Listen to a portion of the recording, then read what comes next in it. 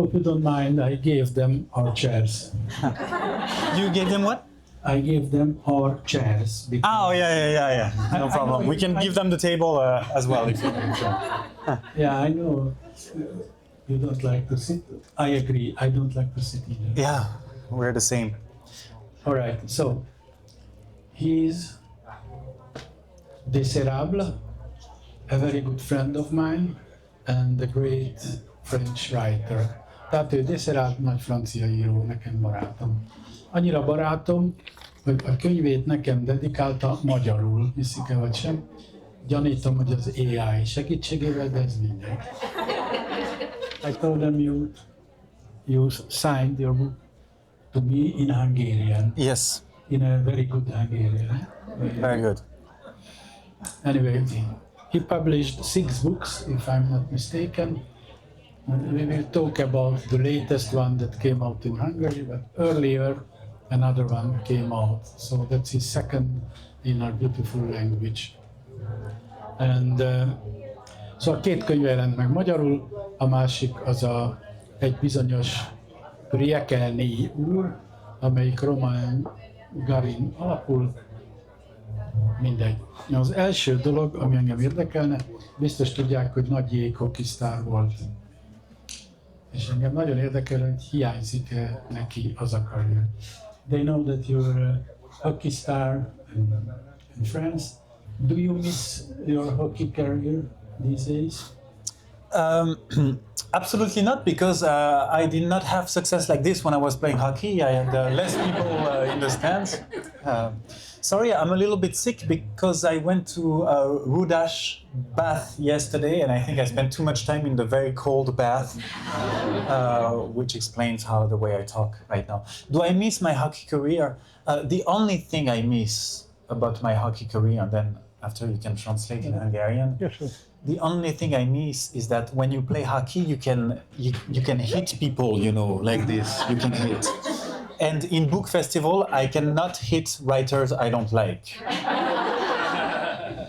Well, tehát azt hiányzik neki a hockey karrierjéből. There aren't many people who don't speak English, by the way. Oh, everyone speaks English? Okay, then let's have this that's an conversation. exaggeration, but they understand. Tehát azt hiányzik neki, hogy így van ez a body check nevű megoldás, és hogy ezt nem teheti itt írókkal, akiket nem szeret. Are there writers you don't like?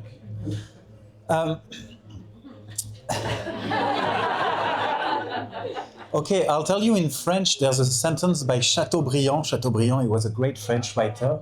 And he used to say, il faut être économe de son mépris étant donné le grand nombre de nécessiteux.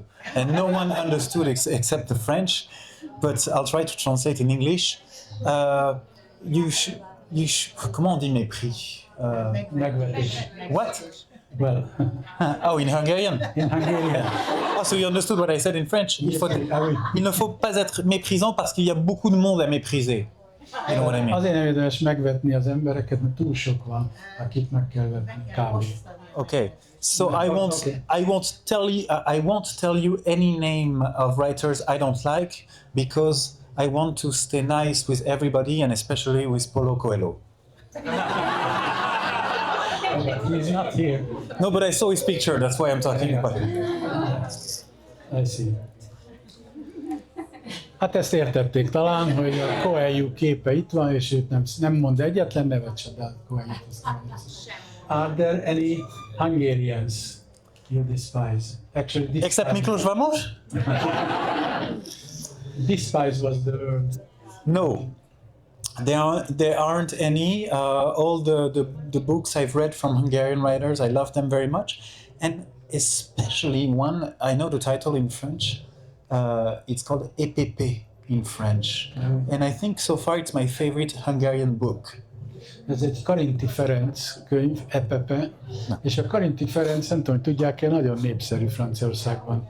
Az apja is, de tehát sokat lefordították, és az EPP az egy egész különleges könyve a magyar irodalomnak, itthon valahogy kevésbé becsül.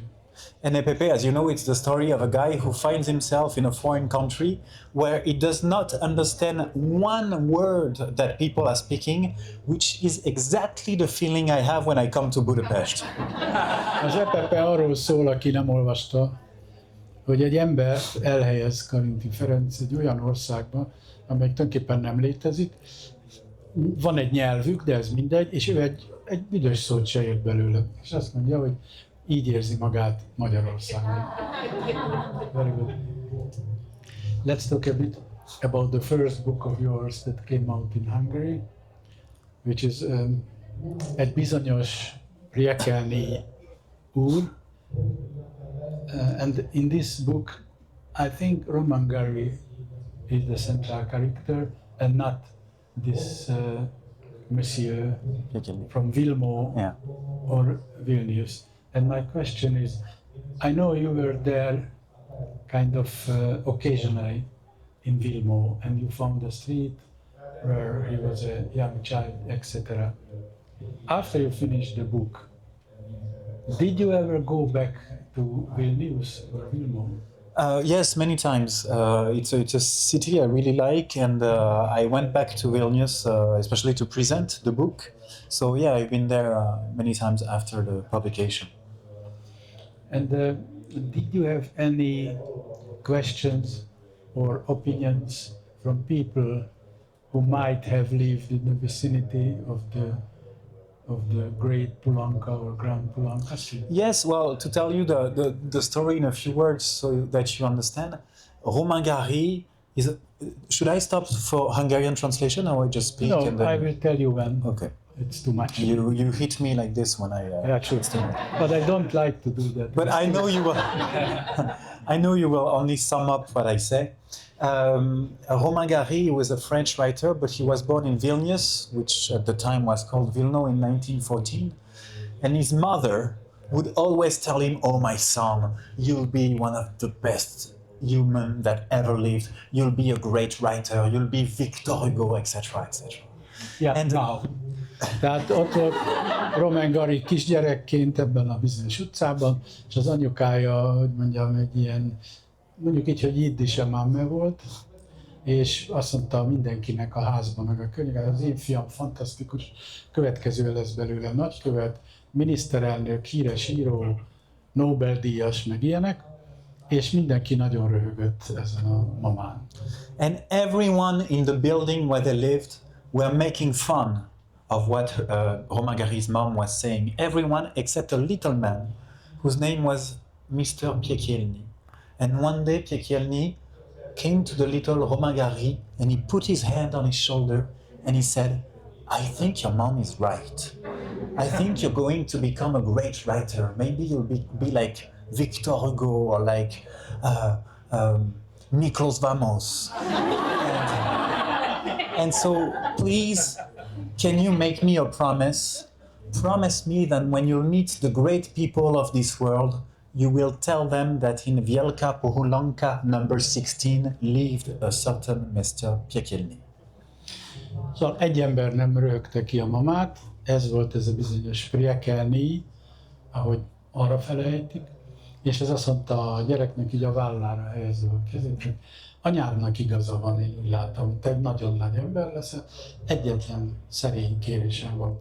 Ha nagy emberek társaságába kerülsz, úgy mint miniszterelnök, ENSZ főtitkár, nagy írók, akkor légy szíves, mondjad nekik azt, hogy élt Vilnóban, a Nagy Pulanka utcában egy bizonyos Riekelni úr. Ennyi az egész.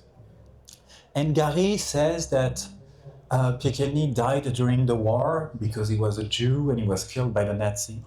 But that him, when he became a writer in front of Queen Elizabeth, in front of General de Gaulle, in front of Kennedy at the White House, on American television, in front of millions of people, he always mentioned the name of Piekielny.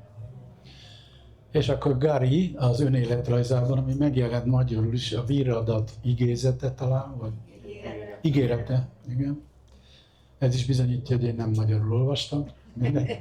És akkor azt hiszem az eredeti szó dicsérete, de ez tök mindegy. És akkor, tehát a Gary, nem, lób talán.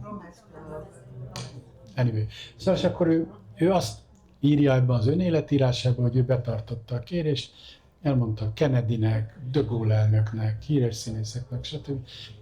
Egyébként azért hívták meg Kennedyét, mert a Jean Seberg nevű gyönyörű színésznő volt a felesége. Na mindegy. És azt állította, hogy ez minden. I never talked about Jean Seberg. Yeah, I read your book. I'm sorry. And so I decided in this book to look for Piekielny, to learn more about who he was, and then I make je fais une enquête, I don't know how you say in English, about Romain Gary. But I think I want to research. Yeah, I want to say one last thing is that I think it's beautiful the power that has literature. That this man named Piekielny, who probably died in Vilnius between 1940 and 1945. We are mentioning his name today in Budapest in 2025 because of this. And because of this, you know, all the life of Piekielny was in the pin of the pen of Romain Gary. Szóval egy szó se igaz ebből, amit Romain Gary állít a önéletírásában, és ő utána járt ennek alaposan. Részletek a könyvben olvashatók. Kiadta az abóvó, de semmi közöm, akkor már nem voltam ott. Thank you. That's all I have to say about this book. Now go read it. I read it. You, I know. Actually, I read it twice, because I read it in French, in Switzerland, where we were together, and then I read it in Hungarian. Next book that came out in Hungary is this one, Uram, és legyőzőm. And there are two kinds of writers, as far as I know. One is as if he wrote the very same novel again and again and again and again.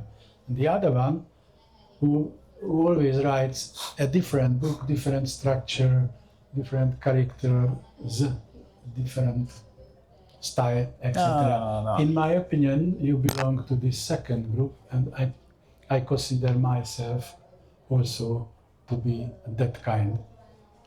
This book is kind of a love story among three, actually, plus a criminal story, a detective story as well, and the whole text is somehow a confession of someone in front of a judge. With a lot of sex in the book. Petra, which is who's the PR, told me to mention that there was a lot of sex. Apparently, it helps to sell. Good.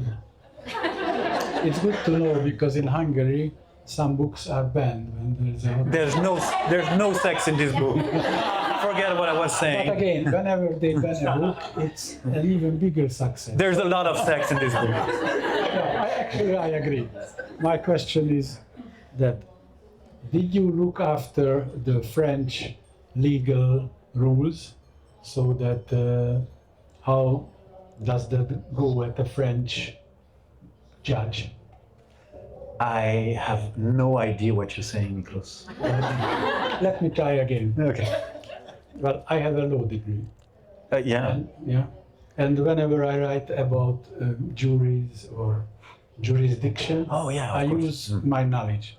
And as far as I know the French justice life, you are quite precise about this. The question is, did you ask advice from a lawyer, or just... So I studied law for 5 years when I was playing hockey. Really? My girlfriend is a lawyer, and my ex-girlfriend was a judge. You are all set. Szóval kérdeztem, hogy készült ezekre a jogi megoldásokra, mert én úgy láttam, hogy olvastam, egész precíz, és akkor előadta, hogy 5 évig járt a jogi karra. Már nem sok minden van, amit én nem tudok róla, de ezt például nem tudtam.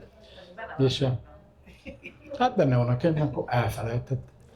És she says that it's in your book. All right, that you were for 5 years at the law school somewhere. Oh, yeah. In certain monsieur Piekielny, yes. D'accord. Yeah. Anyway. He's read it twice, but he doesn't remember. Don't. Well, I'm an old man. We lose our memory, young man. You'll see. I'll never forget you, Miklós. Okay. But you don't know my name anymore. Okay, fine. So let's go back. Tehát ő járta a jogi karra, majd a barátnője az szintén és az ex-barátnője egy bíró volt, ezért aztán az Isten is felkészítette vele, hogy írjon egy ilyen könyvet. How about the love story? Yes. Did you go to any expert or?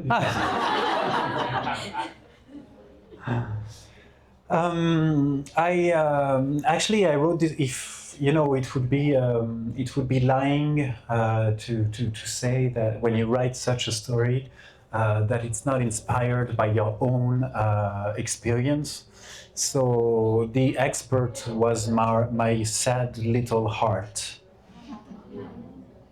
Tehát azt szokták mondani, de mindegy, hogy mit szoktak mondani, az ő szakértője a kis szomorú szíve volt. Alright, that's fair.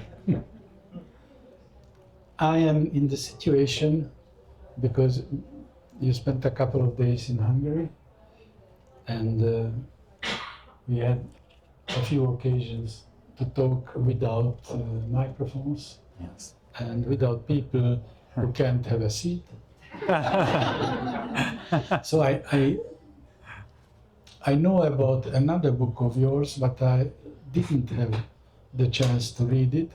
It's not in Hungarian and I couldn't get a copy yet, which you wrote after a travel in Iran. Oh yeah. And you mentioned, and it's in the book, just again, I didn't read it.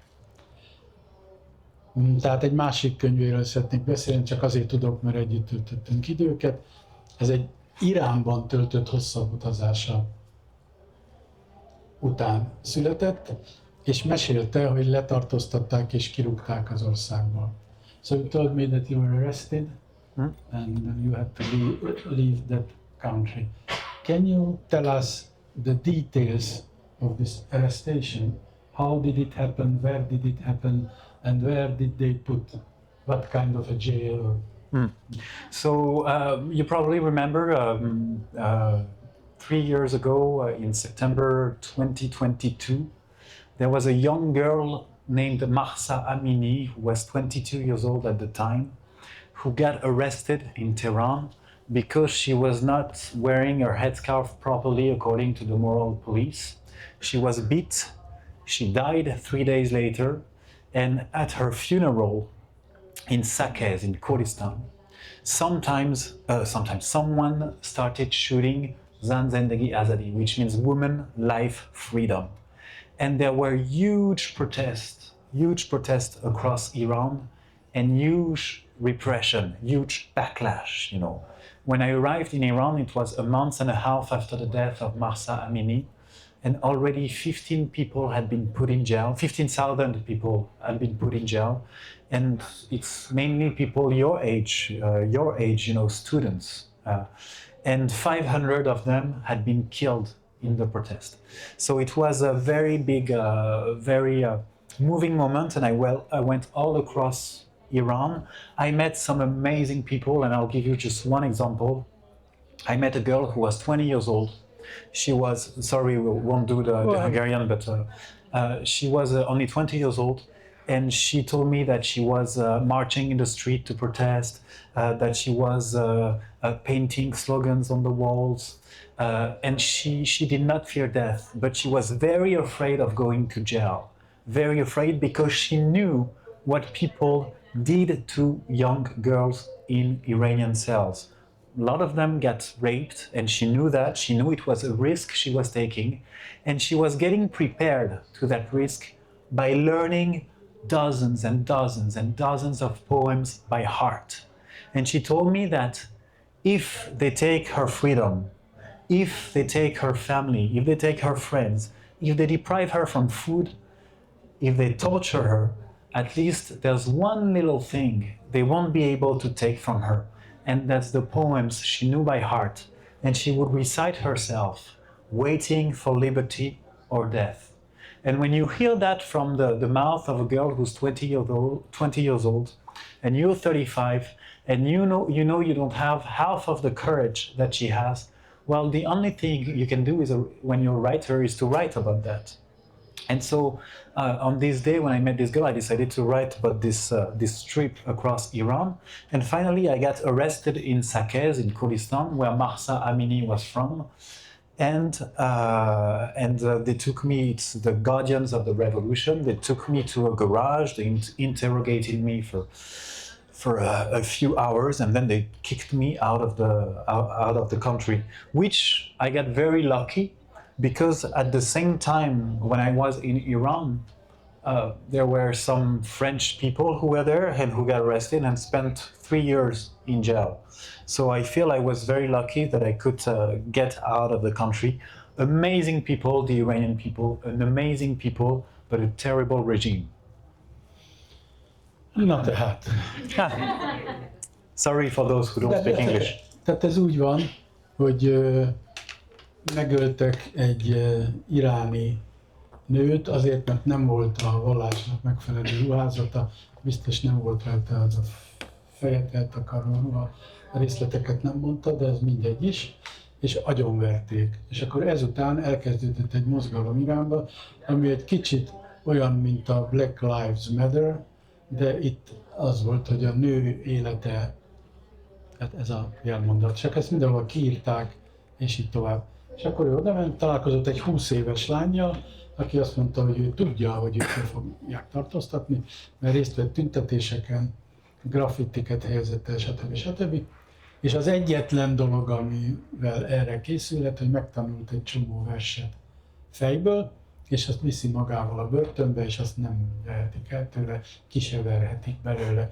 És ő úgy érzi, hogy ehhez a nőhöz képest az ő bátorság egysége az valami nagyon csekély, és nagyon szerencsés volt, letartóztatták egy garázsban, órákig vallatták, utána kirúgták, míg más franciákat is letartóztattak, és 3 évig iráni börtönökben voltak, és az nem tréfa dolog. Ezt csak én teszem itt hozzá. Thanks. You have another book which I didn't read, and all the rest I read, so I'm proud of myself. This is a roman, a novel, which follows the long travel of Ernesto Che Guevara in Latin America, and seemingly you did the same itinerary on a motorcycle for approximately 5 months or so. And my question is very simple. Why did you do that? Tehát van egy másik könyv, a Che Guevara útját követi végig Argentína, mit tudom, még Latin-Amerikában, és én csak azt kérdeztem tőle, hogy miért csinálta ezt? Well, it's a very complicated question to answer, but for many reasons, I did this trip. First of all, because I was very attracted to South American names. I'm talking about the places.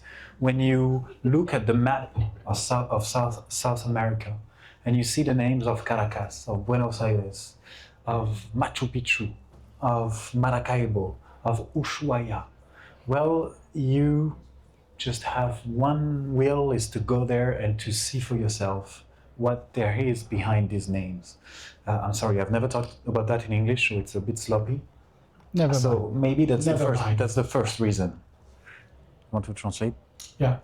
Ő azt mondja, hogy az első ok az volt, hogy ha Latin Amerika térképére néz, akkor olyan mágikus nevek vannak ott, hogy Caracas, Buenos Aires, Rio de Janeiro, etc.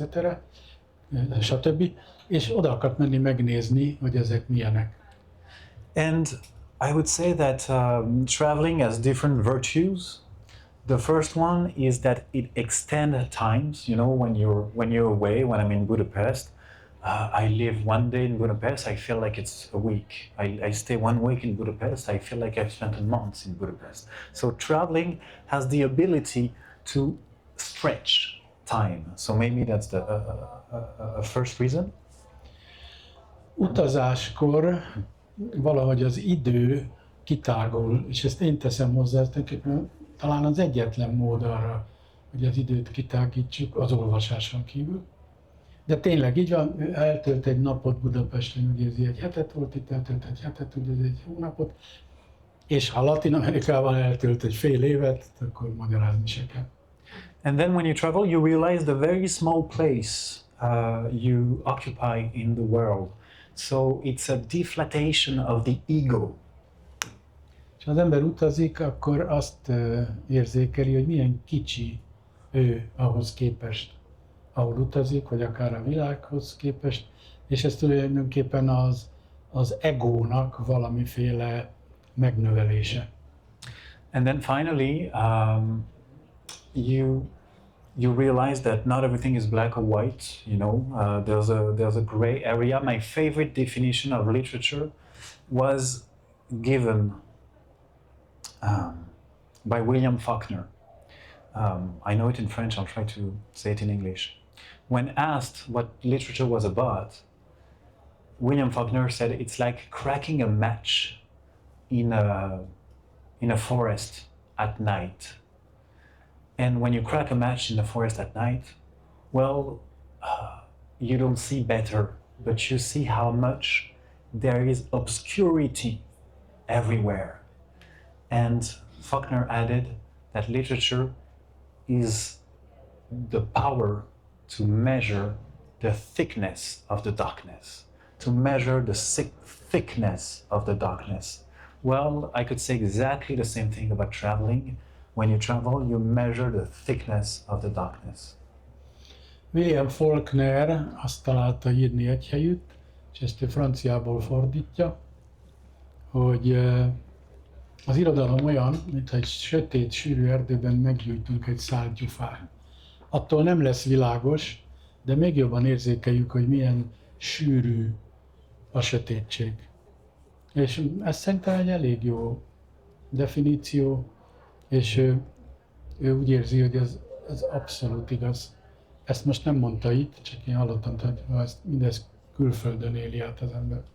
We're not laughing as much as in the beginning. This conversation is getting too serious. But we are serious writers. We are serious. Why do you think everybody should laugh all the time? You're right. That's not a comedy, but not a tragedy either, which is why my question is this. You travel a lot. I know now. Szóval azt mondta, hogy elején olyan sokat nevettek önök, most meg nem, és hogy úgy elkomorodik a beszélgetés, és én mondtam, de hát mi komoly hírok vagyunk, kb. És my next question is that you travel a lot. I know that now you are heading for India, where your book came out as well. Congratulations.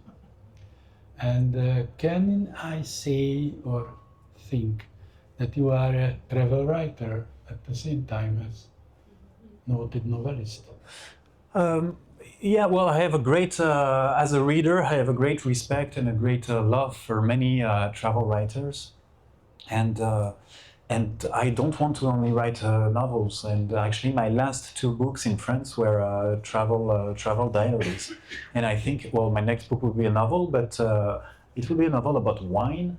And there's a whole chapter about Hungary, because last year I went to Tokaj. Wow. And I drank one of the best wines I've ever had, Wild Tokaj Essentia. It's such a small production that they serve it not with you can't buy the bottle. I was in a restaurant named Labor, the wine.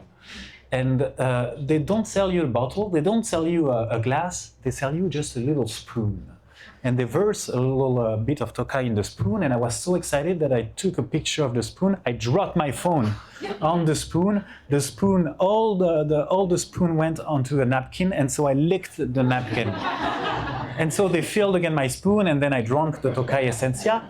And what I find amazing about this wine is that the flavors stay in your mouth for minutes and minutes and hours. I had time to get up from my chair, pay for dinner, go back to the hotel, sleep, take the train the next morning, and that's hours after I had left Tokaj, that the last sense of the flavors finally left my mouth to ask exile to my brain and my memory.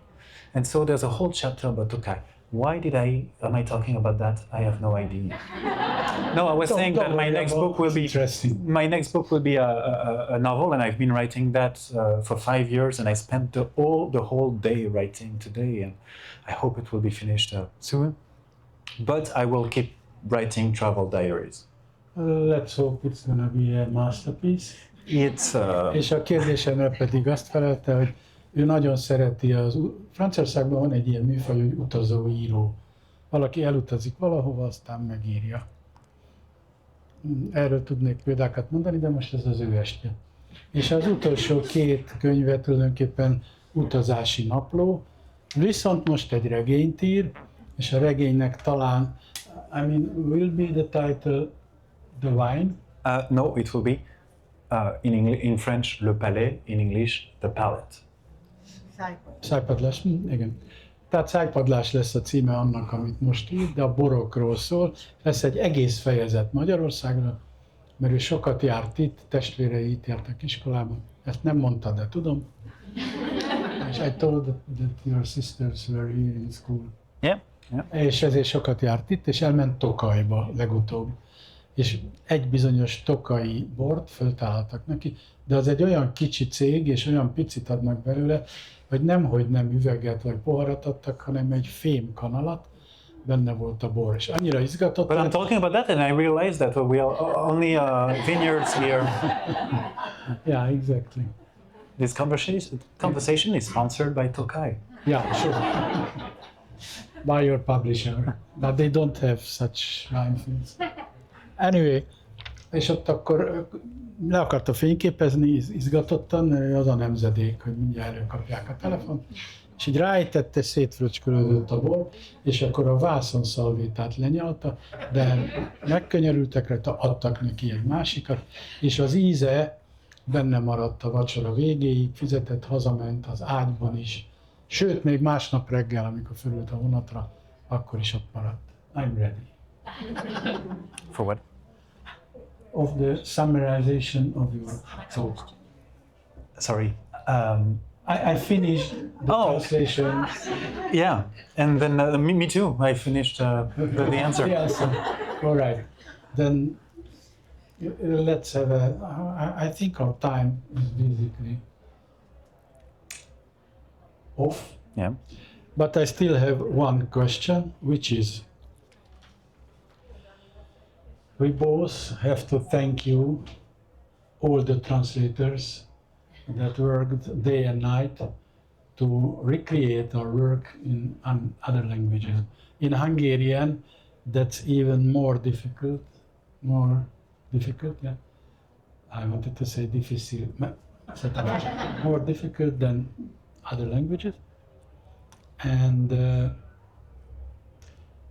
I wonder if you know personally every translator that worked with your books.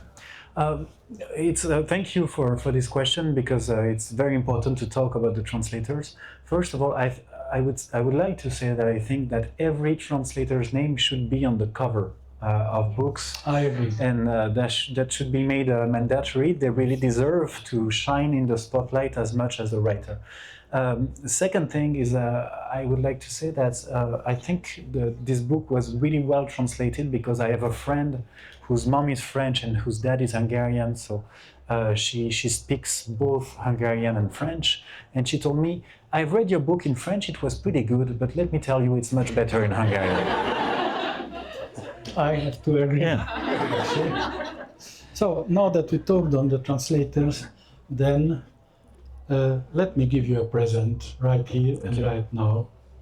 Please show it to the public. They will understand.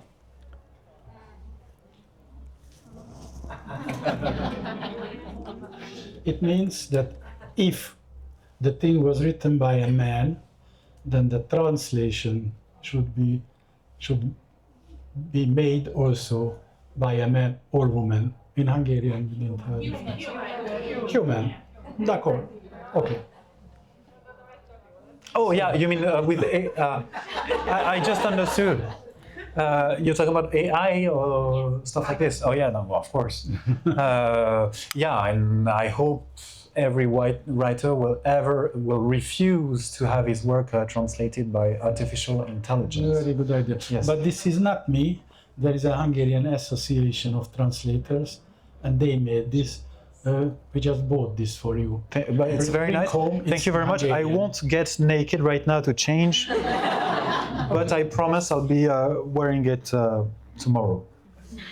And the good thing in France or in India, nobody will understand. That's your superpower. Yeah, they'll think it's some strong political message. No, I wouldn't say that. So, ladies and gentlemen, François-Henri Désérable. Thank you very much.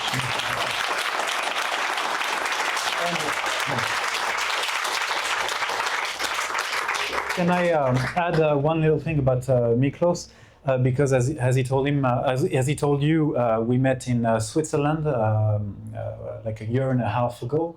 And Miklós, it was une résidence littéraire. How do you say that in English? Artist residency, writer's residency.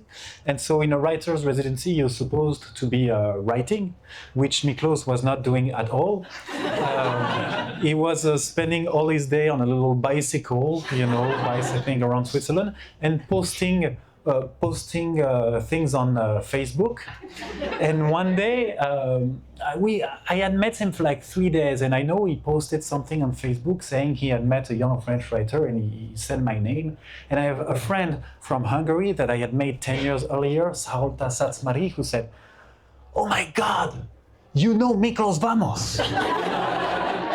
And I was like, "What, is he a superstar or something?" And she told me, "Yes." And so that's why I made friends with him. Hát ezt értették. Köszönjük szépen.